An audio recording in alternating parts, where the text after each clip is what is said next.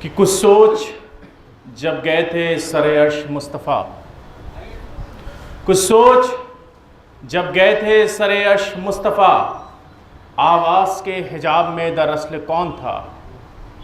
کچھ سوچ جب گئے تھے سر عرش مصطفیٰ، آواز کے حجاب میں دراصل کون تھا؟ ممبر کی سیڑھیوں پہ نہ رتبے تلاش کر معراج پہ بتا کے بلا فصل کون تھا؟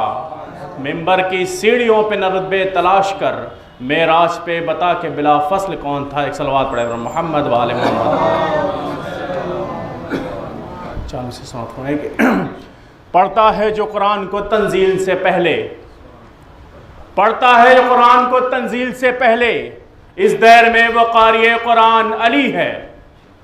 پڑھتا ہے جو قرآن کو تنزیل سے پہلے، اس دیر میں وہ قاری قرآن علی ہے۔ مت پہلا مسلمان کہو میرے علی کو، پہلا نہیں پہلے سے مسلمان علی ہے، پہلا نہیں پہلے سے مسلمان علی ہے۔ ایک صلوات پڑھے محمد وآل محمد۔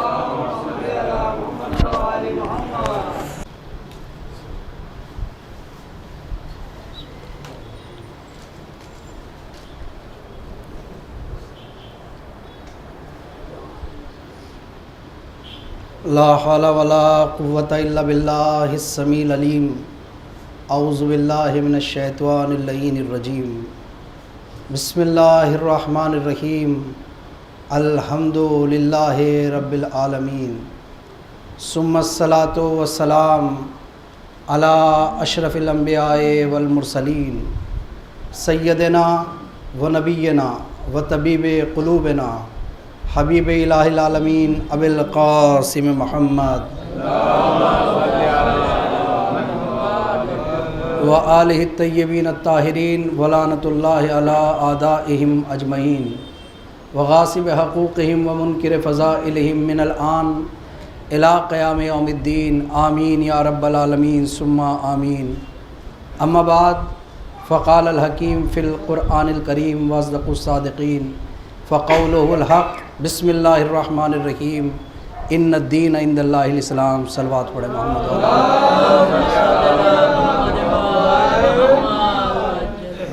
اس عشرہ محرم کی آج دوسری مجلس ہے جس میں عنوان گفتگو دین اسلام ہے۔ ارشاد جناب رب العزت ہے، بسم اللہ الرحمن الرحیم، ان الدین عند اللہ الاسلام۔ خدا کے نزدیک دین صرف اسلام ہے۔ کل آپ کی خدمت عالیہ میں عرض کیا تھا کہ اگر ظاہری طور پر امام حسین کو دیکھتے ہیں تو وہ رشتے نظر آتے ہیں کہ کبھی آپ محمد عربی کے نواسے نظر آتے ہیں اور کبھی آیہ مباہلہ کی روشنی میں محمد عربی کے بیٹے نظر آتے ہیں۔ کبھی آپ کو علی مرتضیٰ کا لخت جگر کہا جاتا ہے، کبھی فاطمہ کا نور نظر کہا جاتا ہے، اور کبھی آپ کا تعارف امام حسن علیہ السلام کی زاویے سے ہوتا ہے کہ آپ امام حسن علیہ السلام کے چھوٹے بھائی ہیں۔ لیکن خواجہ معین الدین چشتی نے کہا تھا کہ ظاہری رشتوں میں تو حسین ایسے نظر آتے ہیں، لیکن اگر معرفت کی نظر سے حسین ابن علی کو دیکھا جائے تو حسین دین نظر آتے ہیں۔ پھر حسین دین نظر آتے ہیں کیسے؟ شاست حسین بادشاہ است حسین، دی است حسین دی پناہ است حسین۔ حسین دین کا نام ہے، اس لیے کہ عزیزان گرامی ایک قدم آگے بڑھ کر کے عرض کرنے کو دل چاہتا ہے۔ میں بسط احترام خواجہ کی خدمت میں یہ گزارش پیش کروں گا، خواجہ آپ نے دین کے نظریے سے امام حسین کو پیش کیا، بہت اچھی بات ہے، اس لیے کہ دنیا ابھی تک حسین کو سمجھ ہی نہیں پائی۔ دنیا ابھی تک امام حسین کو سمجھ ہی نہیں پائی، اس لیے کہ دنیا میں جو ادیان پائے جاتے ہیں، جو مذاہب پائے جاتے ہیں، کوئی مذہب ایسا نہیں ہے کہ جس کے اندر امام حسین کا اثر موجود نہ ہو۔ صرف دین اسلام کی بات نہیں ہو رہی ہے ان الدین عند اللہ الاسلام، بلکہ ادیان عالم میں، یا لفظوں کو بدل کر کے کہوں کہ دنیا میں جتنی بھی تہذیبیں پائی جاتی ہیں، کوئی تہذیب ایسی نہیں ہے کہ جس پہ اثر امام حسین کا ظاہر نہ ہوا ہو۔ آپ کہیں گے یہ کیسے کہہ رہے ہیں آپ؟ اس کی دلیل یہ ہے کہ آپ دیکھیے کہ دین اسلام کے ماننے والے تو حسین حسین کرتے ہیں، لیکن اسلام کے علاوہ بھی جو دوسرے ادیان کے لوگ ہیں، ہمارے ملک میں ہمارے ہندو بھائی ہیں، وہ لوگ حسین حسین کرتے ہیں، ہزاروں کی تعداد میں نہیں، لاکھوں کی تعداد میں نہیں، کروڑوں کی تعداد میں گھروں کے اندر تعزیے رکھتے ہیں، وہ اللہ کی توحید کے منکر ہیں، لیکن حسین کی مظلومیت کا احساس ہے انہیں۔ آپ سمجھیے کہ حسین کس منزل پہ ہیں، حسین کے ذریعے سے تعارف توحید ہوگا۔ صرف اسلام کے ماننے والے نہیں بلکہ جو اسلام کو قبول نہیں کرتے وہ بھی حسین حسین کر رہے ہیں۔ ہمارے ہندو بھائی حسین حسین کر رہے ہیں، ہمارے سکھ بھائی بھی حسین حسین کر رہے ہیں۔ آپ کو معلوم ہے جب گرو نانک جو سکھوں کے فاؤنڈر ہیں اور اس مذہب کی بنیاد ہیں، وہ کہتے ہیں کہ میں درس دے رہا ہوں، صلوات پڑھیں محمد و آل محمد پر۔ تو گرو نانک جی درس دے رہے ہیں اور درس دیتے دیتے ایک منزل پہ آ کر کے رک گئے اور رک کر کے کہتے ہیں کہ تمہیں امام حسین کا غم منانا چاہیے، محرم آ گیا۔ تو سیکھنے والے گرو نانک جی سے ان کے جو ششیہ ہیں، شاگرد ہیں، اسٹوڈنٹس ہیں، وہ بھی سیکھیں۔ وہ کہتے ہیں کہ ہمارا امام حسین سے کیا تعلق؟ گرو نانک جی نے کہا کہ تم کھڑے ہو جاؤ۔ جس نے کہا کہ امام حسین سے میرا کیا تعلق، وہ کھڑا ہو گیا شاگرد۔ گرو نانک نے کہا کہ میں کون ہوں؟ کہا ہمارے پیشوا بھی، ہمارے استاد بھی۔ کہا اگر میں کچھ کہوں تو تم کر لو گے؟ کہا بالکل کر لیں گے۔ کہا سر کٹا دو گے؟ کہا کٹا دیں گے۔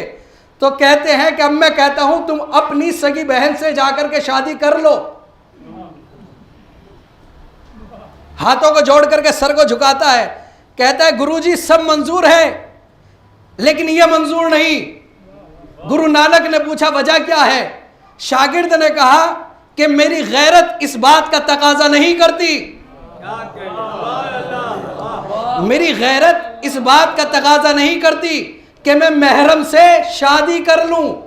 بس گرو نانک جی مسکرائے اور مسکرا کر کے کہا اسی غیرت کو تو حسین کہتے ہیں، اسی غیرت کا نام حسین ابن علی ہے۔ دنیا کے اندر کوئی بھی مذہب ایسا نہیں ہے جس نے امام حسین علیہ السلام کا اثر نہ لیا ہو۔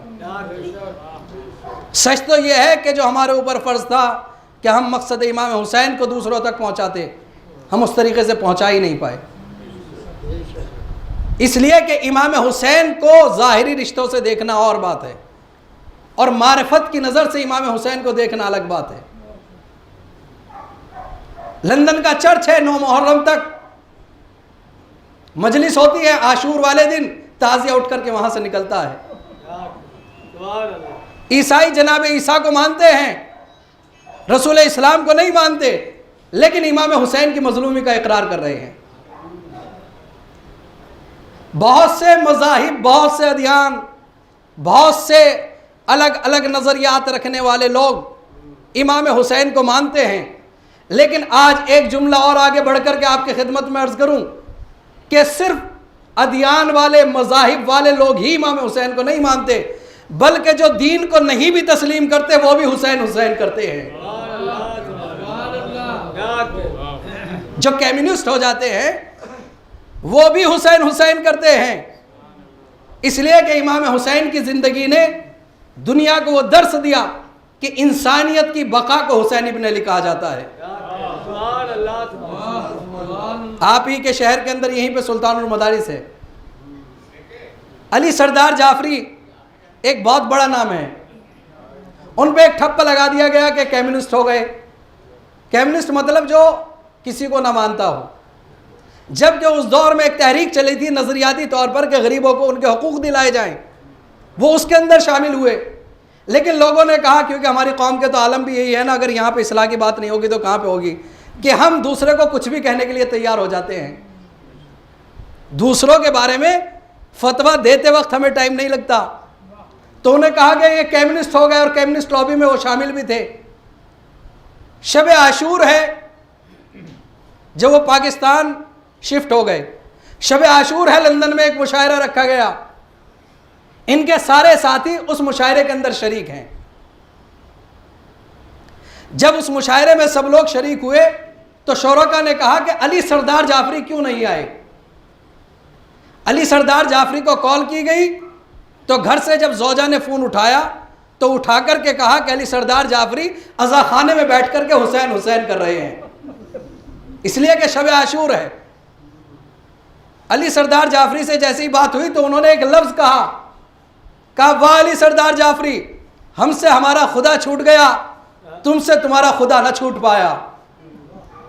جانتے ہیں علی سردار جعفری نے کیا جواب دیا؟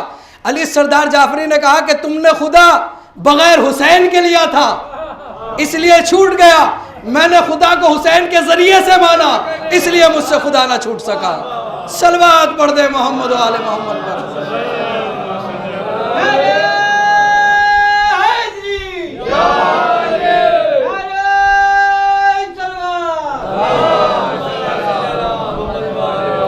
ایک مرتبہ اور درود بھیج دیں محمد و آل محمد پر۔ تو دنیا کا کوئی مذہب ایسا نہیں ہے، کوئی مسلک ایسا نہیں ہے، کوئی دین ایسا نہیں ہے، کوئی ثقافت، تہذیب، کلچر، کوئی بھی چیز ایسی نہیں ہے کہ جس پر امام حسین کا اثر نہ گیا ہو۔ یہاں تک کہ کوئی زبان ایسی نہیں ہے کہ جس میں امام حسین کا ذکر نہ ہو رہا ہو۔ کوئی رنگ، کوئی نسل، کوئی خطہ، چاہے زمین ہو یا آسمان ہو، چاہے ہم دیکھ پا رہے ہوں یا نہ دیکھ پا رہے ہوں، ہر جگہ حسین حسین ہو رہا ہے۔ آخر اس کی وجہ کیا ہے؟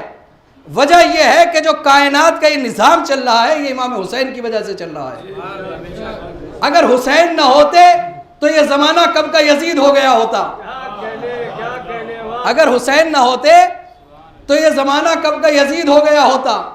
عزیزان گرامی، اب بات کو یہاں پہ رک کر کے کہتا ہوں، آپ دیکھیے ہر مذہب نے حسین کا اثر لیا، ہر مذہب میں، ہر مسلک میں، ہر جگہ حسین حسین کرنے والے کچھ نہ کچھ لوگ مل جائیں گے، لیکن تاریخ شاہد ہے 1400 سال سے لے کر آج تک کسی بھی فرقے، کسی بھی مذہب، کسی بھی دین کے ماننے والے نے حسین کے قاتل کو رضی اللہ نہ کہا۔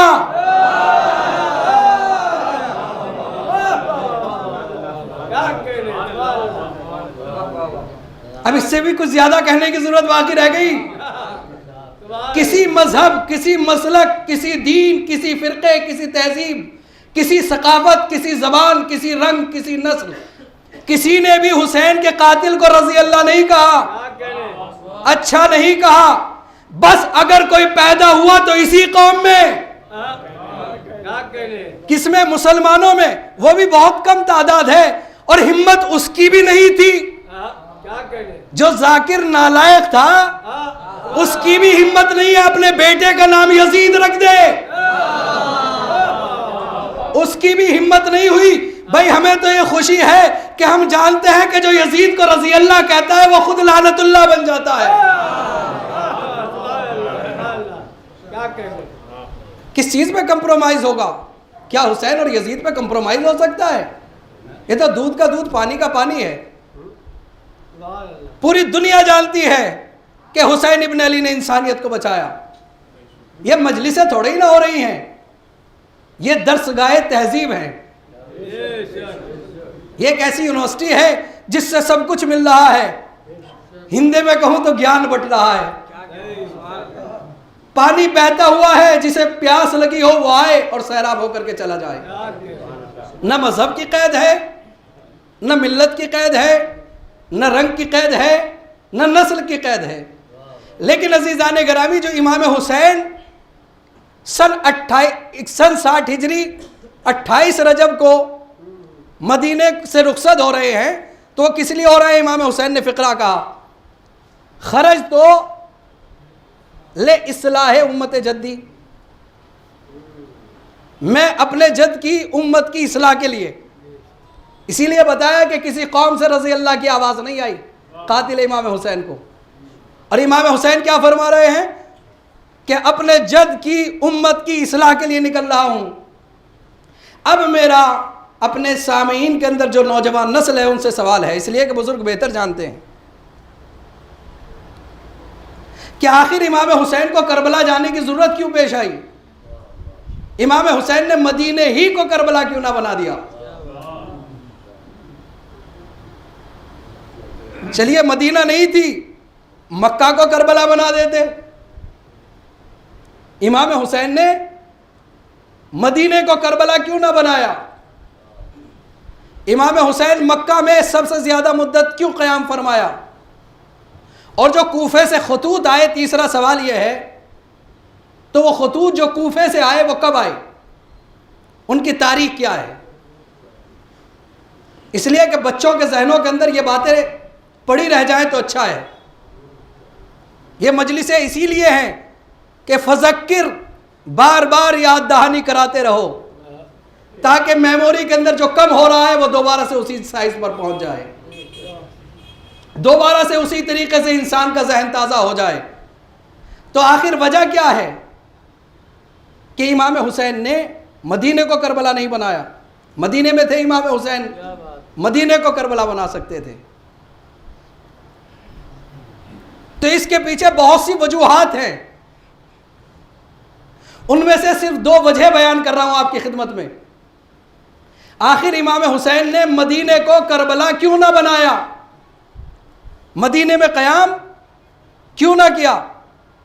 پہلی وجہ تو یہ ہے کہ حسین جانتے تھے کہ جو غدیر کو بھلا بیٹھے ہیں، دیکھیے میں کوفے کی تاریخ نہیں پڑھ رہا ہوں، مدینے کی تاریخ پڑھ رہا ہوں۔ جو لوگ بہت مدینۃ الرسول کہتے ہیں تو مدینے میں رہنے والوں کا عالم کیا تھا، اس کو سنیے۔ مدینے میں اس لیے کہ غدیر کا سب سے بڑا پہلا سابقہ مدینے میں پڑا، اور مولا کائنات کا ساتھ دینے والے اتنے بھی نہیں تھے کہ جو ان کو انگلیوں پہ گنا جا سکتا تھا۔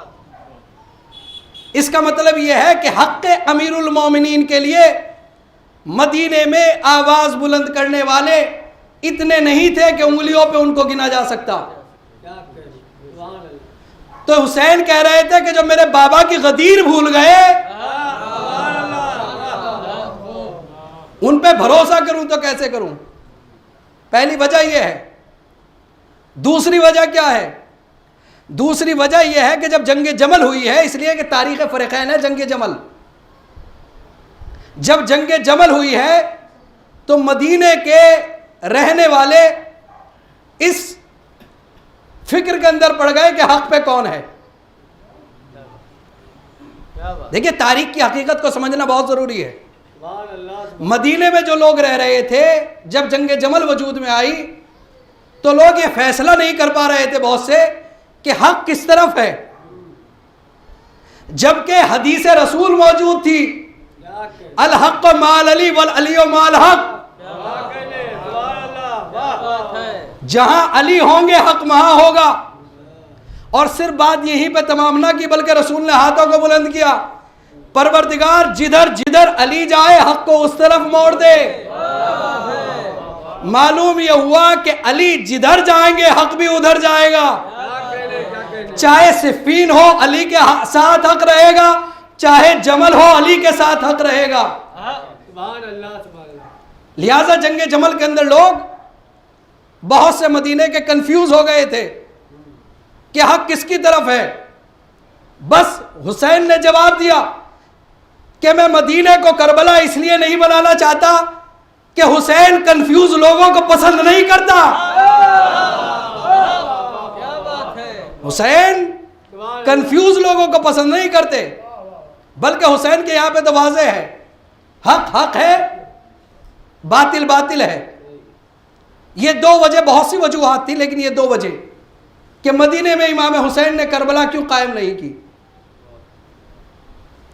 دوسری منزل، 28 رجب کی صبح کو امام حسین نکلے، اور بچوں کے تاریخ یاد رہ جائے گی کہ مکہ کب پہنچے۔ مکہ پہنچے امام حسین اپنی ولادت کے دن 3 شعبان کو، اور جو حسین 3 شعبان کو مکہ پہنچے تو مکے میں کب تک رہے؟ 3 شعبان سے لے کر پورا شعبان، پورا رجب، پورا رمضان، شعبان، رمضان، عید جسے آپ شوال کہتے ہیں، اور چوتھا مہینہ ہے ذی-قعد جسے ہمارے یہاں پر اردو زبان میں خالی کا مہینہ کہا جاتا ہے. یہ 4 مہینے ہیں. اور 8 ذی الحجہ کو امام حسین نے مکہ چھوڑا. تو امام حسین مکہ میں کتنے دن رہے؟ 4 مہینہ کچھ دن. آخر وجہ کیا تھی کہ امام حسین نے اتنا زیادہ وقت مکے میں لیا؟ اس کی وجہ یہ تھی کہ مکہ تھا سینٹر، حج کا زمانہ قریب آنے والا تھا. امام حسین مدینہ چھوڑ کر کے مکہ آ گئے. آپ کے یہاں سے تو آج بھی یہ ہوتا ہے نا کہ 1-1.5 مہینے پہلے فلائٹ پہنچ جاتی ہے حج سے. لوگ حاجی جمع ہو جاتے ہیں، حج کا زمانہ قریب آ رہا ہے، آپس میں ایک دوسرے سے ملتے ہیں، پوری دنیا کا مسلمان جمع ہوتا ہے. بس امام حسین کی نظریں اس کو دیکھ رہی تھی کہ اس وقت جتنا بھی دنیا کا مسلمان تھا وہ حاجیوں کی صورت میں مکے کا کوچ کر رہا تھا. اور جب مکہ آتا تھا ان 4 مہینوں میں تو امام حسین سے ملتا تھا، اس لیے کہ مولود کعبہ کے بیٹے کو حسین کہتے ہیں. آقا آپ کب سے ہیں؟ مولا نے فرمایا 3 شعبان سے. مولا آپ کو تو مدینے میں ہونا چاہیے تھا، اتنے جلدی مکہ کیوں آ گئے؟ مدینہ کب جائیے گا؟ کب لوٹ کر کے مدینہ نہیں جائیں گے؟ امام حسین ہر آدمی سے اپنا مقصد بیان کر رہے ہیں. اس لیے کہ شہروں کے اندر یہی تو ہوتا ہے کہ بینرز لگائے جاتے ہیں بتانے کے لیے، ہولڈنگز لگائی جاتی ہیں کہ یہ پروگرام ہے، فلاں جگہ پر پوسٹر لگایا گیا ہے، فلاں ڈیٹ کے اندر فلاں پروگرام ہے. یہ پوسٹر اور بینر کیوں لگائے جاتے ہیں؟ کیا ہر آدمی شریک ہوتا ہے؟ کہا نہیں، بات شرکت کی نہیں ہے، بات اطلاع کی ہے. کوئی کل یہ نہ کہے کہ اطلاع نہیں ملی تھی. امام حسین مکہ میں 4 مہینہ اس لیے ٹھہرے، کوئی یہ نہ کہہ دے ہمیں تو پتہ ہی نہیں لگا حسین کربلا کب چلے گئے.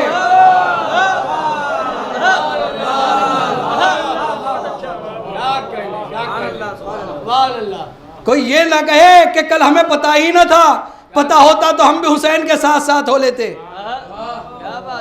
آخر 4 مہینے تک مکے میں رہنے کا مطلب سمجھ میں آیا تاکہ ہر آنے والے کو پتہ لگ جائے کہ حسین کربلا کے لیے آئے ہیں. جو خطوط کوفہ سے چلے ہیں جناب امام حسین کے پاس، وہ کون سی تاریخ میں آنا شروع ہوئے؟ تاریخ نے لکھا کہ سب سے پہلا خط مکہ میں 10 رمضان کو آیا، جو پہلا خط آیا. اور پہلے خط کا مضمون یہ ہے، بس 1-2 فقرے اس کے، خط نہیں پڑھنا ہے. اس میں لکھا گیا کہ مولا آپ ہمارے مولا ہیں، آپ ہمارے ہادی ہیں، آپ ہمارے رہبر ہیں، آپ کے بغیر ہماری نجات ممکن نہیں ہے. یہ کس کی طرف سے خط ہے؟ 2 طرح کے خط ہیں کوفے سے جو آئے ہیں. پہلا خط یہ ہے کہ مولا آپ ہمارے مولا ہیں اور آپ کشتی نجات ہیں، آپ کے بغیر ہماری نجات ممکن نہیں ہے، آپ کوفے آ جائیے. اور آپ اپنے بابا کے وارث ہیں، کوفے سے دوبارہ سے اپنے بابا کی طریقے سے مسند علم کو بچھائیے. یہ خط کس کی طرف سے آیا؟ سلیمان ابن سرد خزائی، قبیلہ اسد کی طرف سے، جس میں سے جناب حبیب ابن مظاہر ہیں، اور ایک سفیر امام حسین قیس ابن مصاہر سیداوی بھی ہیں، اسدی. تیسری مہر کس کی ہے؟ جناب مختار کے قبیلے کی، سقفی قبیلے کی. یہ پہلا خط ہے کہ جو مولا حسین کو ملا 10 رمضان کو. اور 10 رمضان سے لے کر کے شوال تک امام حسین پر جو خط پہنچے ہیں تقریباً ان کی تعداد 8,000 سے 12,000 ہے. اور جو زیادہ تر خطوط ہیں ان میں لکھا ہوا ہے اے حسین ابن علی. دیکھیے زبان بتاتی ہے کہ آپ ایڈریس کیسے کر رہے ہیں. پہلا خط آیا اے ہمارے مولا. دوسرے جو خطوط آ رہے ہیں اس کے اندر زبانیں استعمال ہو رہی ہیں اے فرزند ابن علی. امام حسین کو خطاب کیا جا رہا ہے. اور آگے لکھا جا رہا ہے کہ کوفے کے اندر کھیت لہرا رہے ہیں، ماحول تیار ہے، سب چیز موجود ہے، بس آپ تشریف لے آئیے، حکومت آپ کے ہاتھ میں آ جائے گی۔ سمجھ رہے ہیں دونوں خطوں کے اندر نظریاتی اختلاف؟ ایک خط کا نظریہ یہ ہے کہ آپ ہمارے مولا ہیں، آپ تشریف لائیے، اس لیے کہ ہماری نجات تبھی ممکن ہے کہ جب آپ کو مولا تسلیم کر لے۔ دوسرے خطوط کا عنوان یہ ہے کہ حسین ابن علی آ جائیے، حکومت کے لیے راستے ہموار ہیں، کھیت یہ لہلا رہی ہیں، آپ آئیں گے تو دارالخلافہ شام کے بجائے کوفہ ہو جائے گا۔ اس کے اندر دونوں کے نظریات میں فرق کیا ہے؟ اس لیے فرق ہے کہ آج اب لوگ الحمدللہ یہاں پہ بیٹھے ہیں، ایک جگہ ہے کوئی گاؤں، وہاں کی زمین ہو، وہاں پہ انسان رہے، وہاں زندگی گزارے، تو اس کے جو بینیفٹس ہوں گے وہ بہت کم ہوں گے، اس لیے کہ وہاں پہ وہ فیسلٹیز نہیں ملیں گی جو کیپٹل میں مہیا ہو سکتی ہیں، راجدھانی میں۔ ہوتا ہے کہ نہیں ہوتا؟ لیکن اگر کوئی کیپٹل میں رہ رہا ہو تو اس کو تمام فیسلٹیز ملتی ہیں، اور آدمی حکومت کے قریب رہ کر کے بہت سے فائدے اٹھا لیا کرتا ہے۔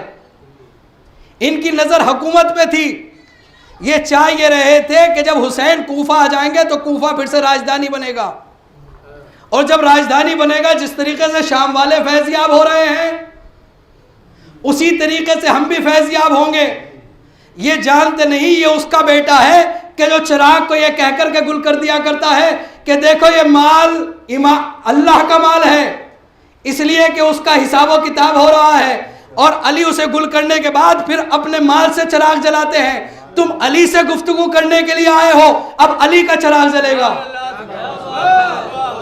نظریاتی اختلاف کے اندر فرق پیدا کرنا سیکھیے کہ دونوں طرح کے لوگ ہیں، مولا دونوں طرح کے لوگ ہیں، پھر کوفے کیوں نہیں جاتے، کربلا کیوں بسا رہے ہیں؟ مولا کی آواز آتی ہے کہ مجھے کوفی مزاج نہیں پسند، کربلائی مزاج پسند ہے۔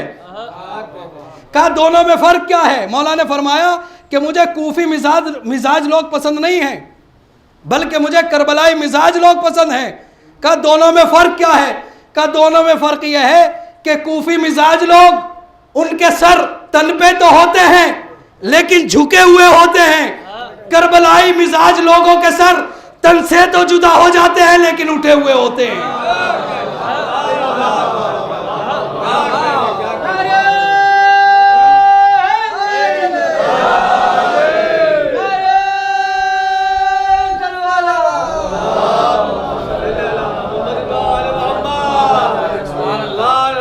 تو عزیزان گرامی، کوفی مزاج پسند نہیں ہے حسین کو، کربلائی مزاج پسند ہے۔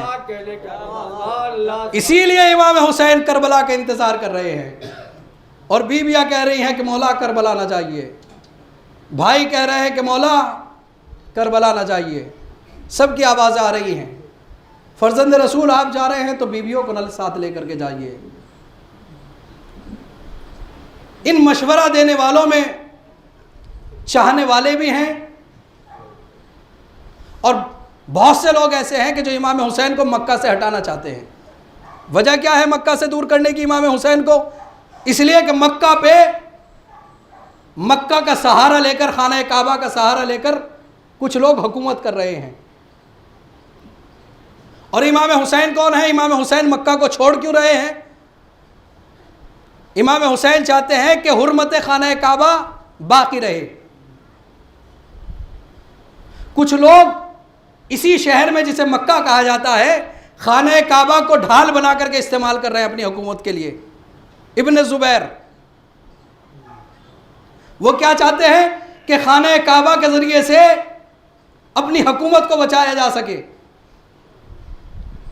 اگر زبیری چاہتے تو جو مکہ کا غلاف جلا تھا وہ جل نہ پاتا، لیکن اپنی حکومت کو بچانے کے لیے مکہ کا سہارا لیا سن 63 ہجری، اور غلاف خانہ کعبہ جلا، بے حرمتی ہوئی غلاف کعبہ کی۔ اور منجنیق سے جو یزید کی فوج نے حملہ کیا، خانہ کعبہ کی دیوار منہدم ہو گئی۔ اے بابری مسجد پہ غم منانے والوں، اگر کوئی بابری مسجد کو توڑ دیتا ہے تو تم اسے بخشنے کے لیے تیار نہیں ہوتے، تو جس نے خانہ کعبہ کی دیوار کو منہدم کر دیا ہو، کیا اسے بھی رضی اللہ کہتے رہو گے؟ خانہ کعبہ کی دیوار کو منہدم کرایا کس نے؟ یزید نے، مسلم ابن عقبہ اپنے سپہ سالار کے ذریعے. اور سامنے ابن زبیر، زبیری لوگ خانہ کعبہ کو ڈھال بنا کر اپنی حکومت کو بچا رہے ہیں، اور ادھر امام حسین حرمت خانہ کعبہ کی خاطر کربلا کو جا رہے ہیں. یعنی جو اپنی حکومت کو بچانے کے لیے خانہ کعبہ کا استعمال کرے اسے ابن زبیر کہا جاتا ہے، اور جو حرمت خانہ کعبہ کا پاسبان ہو اسے حسین کہا جاتا ہے. حسین مکہ سے نکل رہے ہیں. عزیزو آج 2 محرم آ گئی. حسین عازم کربلا ہیں، مکہ کو چھوڑ چکے ہیں. ایک منزل وہ بھی آئی کہ جب حسین ایک ایسے تراہے پر کھڑے ہوئے ہیں کہ ایک راستہ کوفے کی طرف جاتا ہے، ایک راستہ مکہ کی طرف جاتا ہے، ایک راستہ کربلا کی طرف جاتا ہے. امام حسین وہاں پر خیموں کو نصب کرا چکے کہ کچھ دیر آرام کیا جائے، اس کے بعد یہ قافلہ آگے بڑھے گا. روایت کہتی ہے کہ کوفہ کی طرف سے گرد اڑتی ہوئی محسوس ہوئی. آقا حسین نے جناب علی اکبر سے کہا میرے لال علی اکبر دیکھو ایسا لگتا ہے کہ کچھ لوگ کوفے سے آ رہے ہیں، ان کو بلا کر کے ہمارے قریب لاؤ، ہو سکتا ہے کہ میرے بھائی مسلم کی کوئی خبر ہم تک پہنچ جائے. امام حسین نے جناب علی اکبر کو بھیجا. جناب علی اکبر 2 سواروں کو لے کر ساتھ آئے. امام حسین کی خدمت میں سواروں نے سلام کیا، جواب سلام ملا. کہا میرے بھائی مسلم کی کوئی خیر خبر ہے؟ آنے والوں نے سر کو جھکا لیا. کہتے ہیں کہ آقا خبر تو دیں گے لیکن خیمے کے پیچھے جا کر کے بتائیں گے. مولا حسین نے کہا کہ یہ سب میرے ہمراز ہیں، جو کچھ کہنا ہے سب کے سامنے پیش کرو. آنے والوں نے خبر شہادت جناب مسلم پیش کی. آقا جناب مسلم کو شہید کر دیا گیا اور دارالعمارہ کی چھت سے جناب مسلم کے جسم کو زمین پر پھینک دیا گیا. بس اتنا سننا تھا کہ عباس کو جلا لایا. آقا حسین نے دیکھا کہ عباس کا ہاتھ شمشیر تک پہنچنے والا ہے. ایک مرتبہ حضرت عباس کے سینے پہ ہاتھ رکھا، میرے بھیا ابھی صبر کرو. کہا آقا اجازت دیجئے کہ جلد سے جلد کوفہ پہنچ جاؤں. آقا حسین نے کہا بھیا عباس ذرا ٹھہرو، میری دونوں انگلیوں کے درمیان میں دیکھو. آقا عباس نے 2 انگلیوں کے درمیان میں دیکھا کہ دارالعمارہ کی چھت سے جناب مسلم کے جسم کو پھینکا جا رہا ہے. ہاتھوں کو جوڑ لیا، اے آقا اجازت دے دیجئے کہ جلدی سے کوفہ پہنچ جاؤں. اے میرے بھیا تم نے دارالعمارہ کی چھت پہ دیکھا کہ میرے بھیا کا جسم نازنین ہے، ذرا زمین کی طرف دیکھو. عجیب و غریب منظر دیکھا. ایک نقاب پوش بی بی ہاتھوں کو پھیلائے ہوئے، اے میرے لال مسلم آجا، فاطمہ تیرا انتظار کر رہی ہے. ہاں عزیزو ایک یہ منزل ہے کہ جہاں پر حسین جناب مسلم کا پرسہ لے بھی چکے ہیں اور دے بھی چکے ہیں.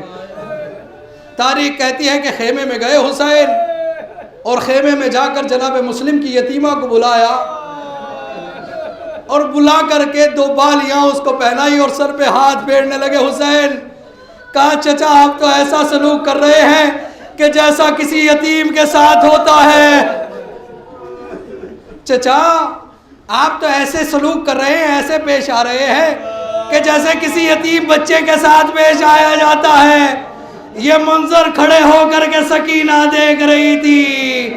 میں کہوں گا آقا ذرا سنبھل کر کے ہاتھ سر پہ پھیریے، اس لیے کہ جب شام غریبہ ہوگی شمرکانوں سے گوشوارے چھینے گا، بچی کو کوئی دلاسا دینے والا موجود نہ ہوگا. ہاں عزیزو حسین آہستہ آہستہ آگے بڑھ رہے ہیں. 2 محرم کو یہ قافلہ سرزمین کربلا پہ پہنچ چکا ہے.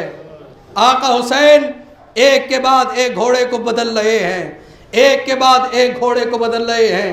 لیکن یہ جانور بھی سمجھتے ہیں کہ حسین کی منزل بھی کیا ہے، گھوڑے قدم نہیں بڑھاتے۔ ایک مرتبہ امام حسین نے بھائی عباس کو قریب بلایا، میرے بھائی عباس یہاں پہ کچھ لوگ رہتے ہیں، بستی والوں سے پوچھو کہ اس جگہ کو کیا کہا جاتا ہے۔ ایک ایک آگے بڑھتا ہے اور آگے بڑھ کر کے کہتا ہے کہ آقا اس جگہ کو نینوا کہا جاتا ہے۔ دوسرے نے کہا کہ مولا اس کو شط فرات کہا جاتا ہے۔ ایک نے کہا کہ مولا اسے غازریہ کہا جاتا ہے۔